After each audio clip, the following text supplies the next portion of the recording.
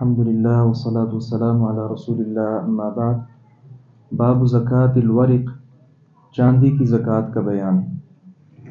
امام بخاری رحمہ اللہ بیان فرماتے ہیں، ہمیں حدیث بیان کی عبداللہ بن یوسف نے، انہوں نے کہا ہمیں خبر دی مالک نے، وہ عمر بن یحییٰ مازنی سے بیان کرتے ہیں، وہ اپنے والد یحییٰ مازنی سے، انہوں نے کہا میں نے ابو سعید خدری رضی اللہ عنہ کو فرماتے ہوئے سنا، قال رسول اللہ صلی اللہ علیہ وسلم، رسول اللہ صلی اللہ علیہ وسلم نے فرمایا، لیس فیما دون خمس زود صدقۃ من الابل، اونٹوں میں 5 اونٹوں سے کم میں کوئی زکوٰۃ نہیں ہے، ولیس فیما دون 5 اواق صدقہ، اور چاندی میں 5 اوقیے سے کم میں زکوٰۃ نہیں ہے، ولیس فیما دون 5 اوسق صدقہ، اور غلے میں 5 وسق سے کم میں زکوٰۃ نہیں ہے۔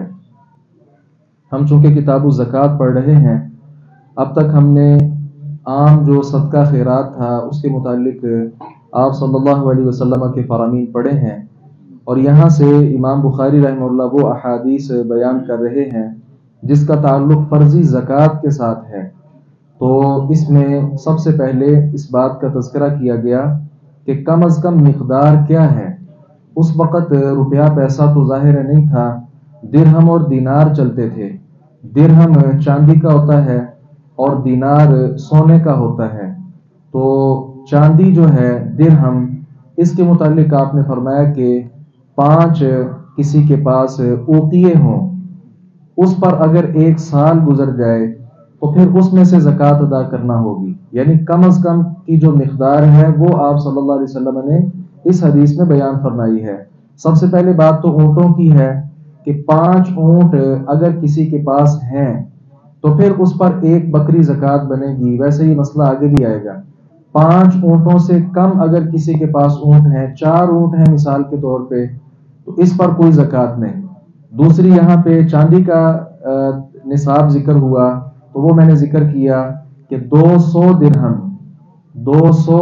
درہم چاندی کے ہوں تو ان پر جو ہے زکوٰۃ بنتی ہے، اور کم از کم جو یہاں 40 اوقیے کا تذکرہ کیا گیا تو یہ 40 اوقیے 200 درہم بنتے ہیں، اور ان 200 درہم کو اگر ہم موجودہ جو ایک عام اشاری وزن ہے تولوں کی صورت میں، اس حساب سے اگر اس کا اندازہ لگایا جائے تو یہ تقریباً 52.5 تولے چاندی بنتی ہے۔ تو سادہ لفظوں میں یوں سمجھ لیں، اب اس وقت کسی کے پاس اتنا مال ہو جس کے ساتھ کم از کم 52.5 تولے چاندی خریدی جا سکے، اس آدمی پر زکوٰۃ ہوگی۔ ہمارے ہاں جو کرنسی ہے، یہ کرنسی اگر آپ پاکستانی کرنسی اس کا پیپر اپنے سامنے رکھیں تو اس پر آپ کو یہ عبارت نظر آئے گی کہ حکومت وقت جو ہے یا بینک دولت پاکستان یہ حامل ہذا کے مطالبہ پر ادا کرے گا، اس طرح کی ایک عبارت ہر نوٹ پر لکھی ہوتی ہے۔ اس کا مطلب کیا ہے؟ اس کا مطلب یہ ہے کہ پیپر جو ہے یہ عام ایک صفحہ ہے، اس کی کوئی ویلیو نہیں ہے۔ اصل میں بینک والے اس بات کے پابند ہیں کہ وہ آپ کے پاس اگر روپیہ پیسہ مثال 5000 کا نوٹ موجود ہے، آپ بینک میں جائیں اور کہیں مجھے یہ پیپر نہیں چاہیے، اس کی جگہ پر مجھے چاندی چاہیے یا سونا چاہیے، تو بینک اس بات کا پابند ہے جو اس نے لکھا اس کے مطابق کہ وہ آپ کو سونا یا چاندی اس مقدار میں دے دے۔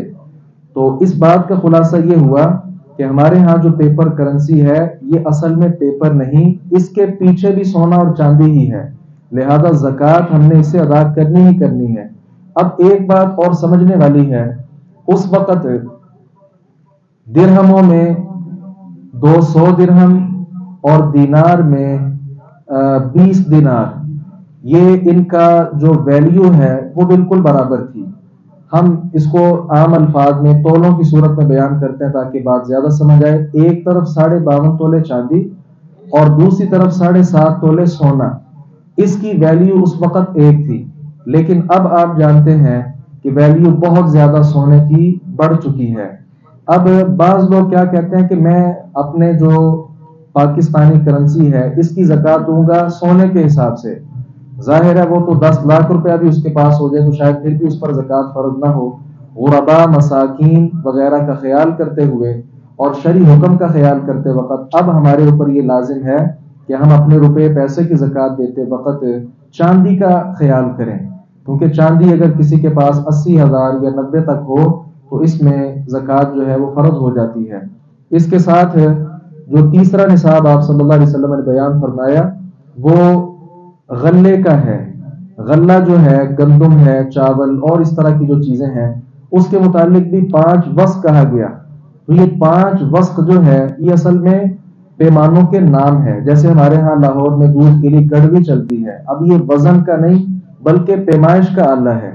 اسی طرح مدینہ میں عرب میں مختلف قسم کے وزن والے الگ پیمانے تھے اور پیمائش والے پیمانے الگ تھے، یہ ان پیمانوں کے نام ہے، وسق ہو یا سا ہو یا کچھ اور ہو۔